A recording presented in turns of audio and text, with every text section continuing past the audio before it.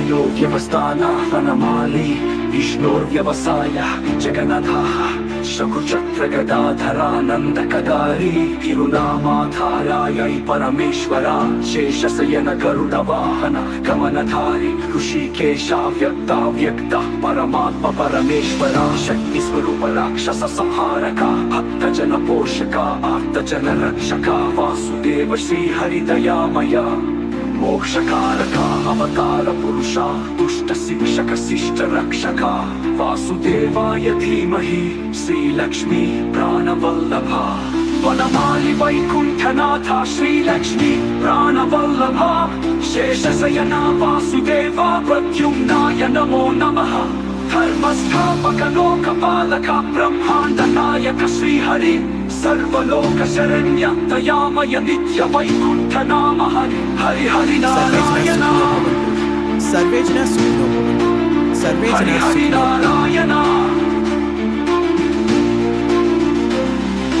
वनमाली वैकुण्ठनाथ लक्ष्मीकान्ता जगत्राता नित्य वैभव वैकुण्ठपति शान्त स्वरूप परमात्म रूप अनंत नाम जगत्प्रभा प्रकृति परिपालक क्षेत्राधिपति परमेश्वर पराक्रमा शिव हृदय रमणा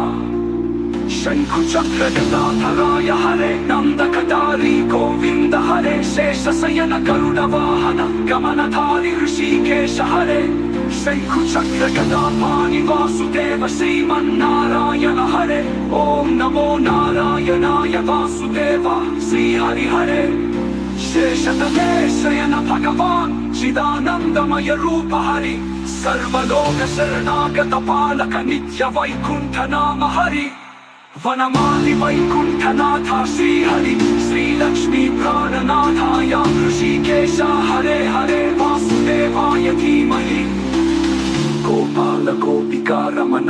अखिल लोक कांतिधरा परमदयामय वासुदेव श्री वासुदेव शरण्य हरे सत्य धर्माधिपति श्रीहरि सर्वशक्ति स्वरूप सर्वमय चक्र गदा पराक्रम वाहक सुगत रक्षक हर्षक हरे नंदक माधव गोविंदाय शेषशयन पादपतये नमः